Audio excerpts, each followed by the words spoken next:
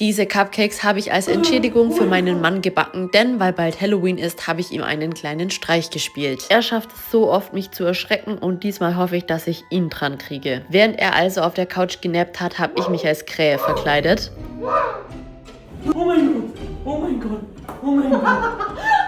Oh mein Gott. Ihn zu erschrecken ist mir, glaube ich, ganz gut gelungen, aber weil er mir dann doch etwas leid getan hat, wollte ich es mit ein paar Spooky Cupcakes wieder gut machen. Dafür habe ich einen einfachen Kuchenteig mit schwarzem Backkakao gemacht. Dieser wird dann auf 12 Muffinförmchen verteilt und während die Muffins backen, habe ich ein Frosting zubereitet. Noch dekorieren und fertig sind diese gespenstisch guten Halloween Cupcakes.